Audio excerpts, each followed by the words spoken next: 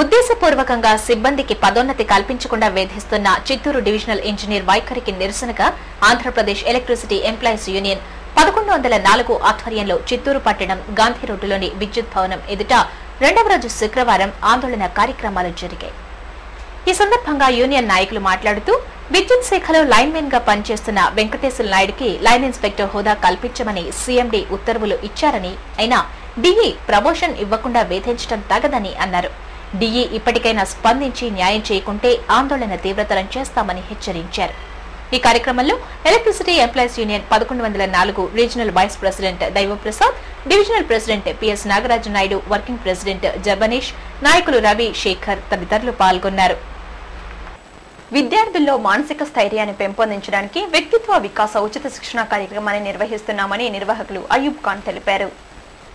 శుక్రవారం స్థానిక press club లో ఏర్పాటు చేసిన విలేకరుల సమావేశంలో ఆయన మాట్లాడుతూ 10వ తరగతి విద్యార్థులు పబ్లిక్ పరీక్షల్లో ఉక్కిరి బిక్కిరి కాకుండా ఒత్తిడిని జయించి ప్రశాంతంగా పరీక్షలను రాసి విజయం సాధించడానికి కావాల్సిన మెలకువలను నేర్పడానికి ఈ నెల 6వ తేదీన స్థానిక మహతి కళాక్షేత్రంలో వ్యక్తిత్వ వికాస ఉచిత శిక్షణ కార్యక్రమాన్ని నిర్వహిస్తున్నామని తెలిపారు.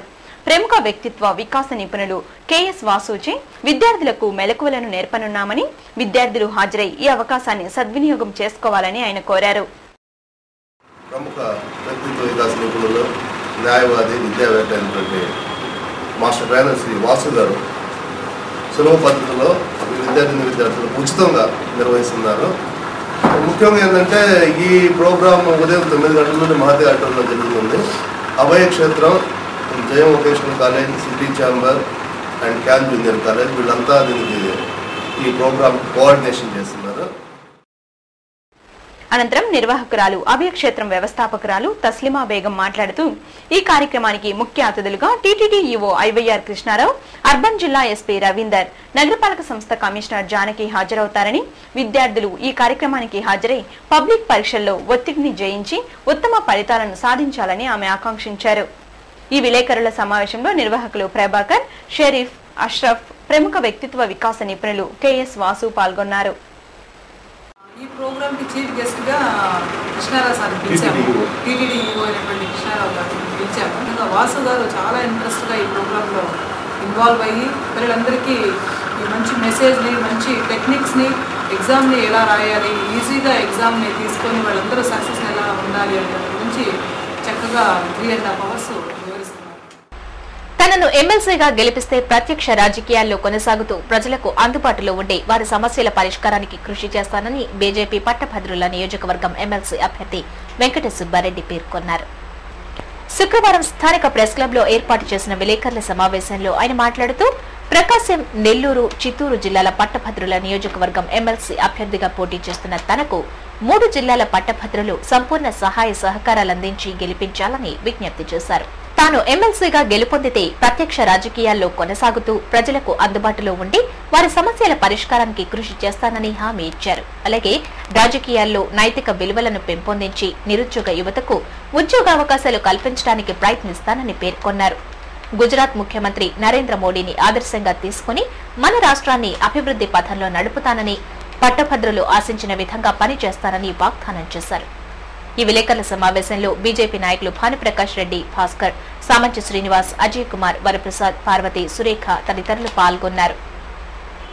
కన్స్ట్రక్టివ్ థింకింగ్ తో, జాతీయ భావాలతో, ఒక స్పష్టమైనటువంటి వైఖరితో ఈరోజు సమాజంలో ఉన్నటువంటి అన్ని రకాల సమస్యలపైన స్పష్టమైనటువంటి అవగాహన ఉంది. మరి నేను చేసేటటువంటి ఈ కార్యక్రమాలు రాష్ట్ర వ్యాప్తంగా తీసుకోవాలనేటువంటి ఉద్దేశంతో ఈరోజు గ్రాడ్యుయేట్ కాన్స్టిట్యూన్సీ నుంచి ఎమ్మెల్సీగా పోటీ చేయడం జరుగుతోంది.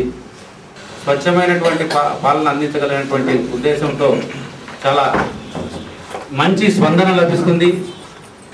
అన్ని రకాల సమస్యలు ఈ 4 నెలల కాలంలో నా దృష్టికి వచ్చినటువంటి అన్ని రకాల సమస్యల పట్ల పూర్తి సమయం కేటాయించి పూర్తి స్థాయిలో పోరాటం చేసి అన్ని రకాల సమస్యలను సాధించడానికి కృషి చేస్తానని నేను ఈ సందర్భంగా మీ ద్వారా పట్టభద్రులందరికీ కూడా విజ్ఞప్తి చేస్తున్నాను. అవినీతి, అధిక ధరల గురించి మాట్లాడే అర్హత తెలుగుదేశం పార్టీ నాయకులకు లేదని, టీడీపీ హయాంలోనే అవినీతి ఆంధ్రప్రదేశ్ గా మారిన ఘనత చంద్రబాబు నాయుడుకే దక్కుతుందని కాంగ్రెస్ పీసీసీ సంయుక్త కార్యదర్శి నవీన్ కుమార్ రెడ్డి ఓ ప్రకటనలో పేర్కొన్నారు. చంద్రబాబు రాష్ట్ర ముఖ్యమంత్రిగా ఉన్న కాలంలో 51 సార్లు పెట్రోల్, డీజిల్ ధరలు పెంచిన సంగతిని గుర్తు చేశారు. ధరల పెరుగుదల సామాన్యుని నడ్డి విరుస్తోందని, మొసలి కన్నీరు కారుస్తున్న ఆయన మాటలను నమ్మే స్థితిలో ప్రజలు లేరని పేర్కొన్నారు.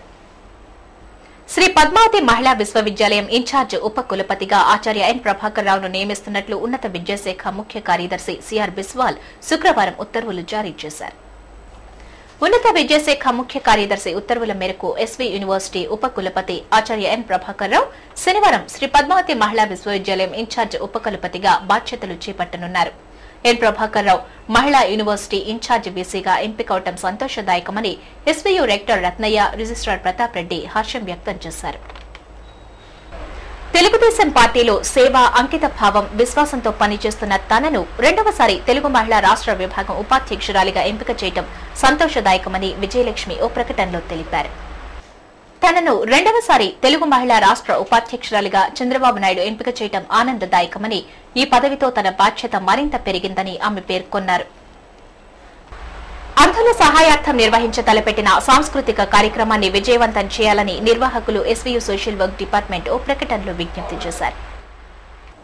ఫిబ్రవరి 15న ఎస్వీయూలోని శ్రీనివాస ఆడిటోరియంలో అంధుల సహాయార్థం సాంస్కృతిక కార్యక్రమాలను నిర్వహిస్తున్నామని, ఆ కార్యక్రమానికి సంబంధించిన పోస్టర్లను ఎస్వీయూ వీసీ చేతుల మీదుగా ఆవిష్కరించడం జరిగిందని పేర్కొన్నారు. వార్తలు ముగించే ముందు ముఖ్యాంశాలు మరోసారి.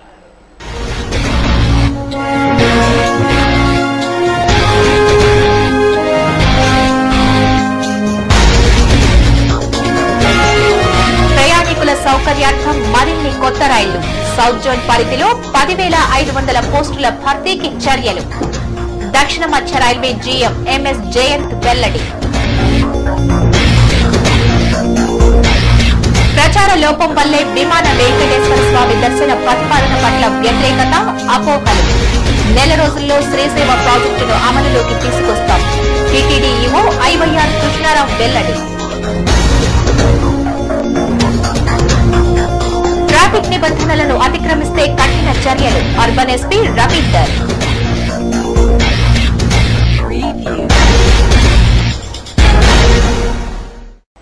ఈ వార్తలు ఇంతటితో సమాప్తం. సమగ్ర సమాచారంతో న్యూస్ విజన్ లో మళ్లీ కలుసుకుందాం. అంతవరకు సెలవు. నమస్కారం.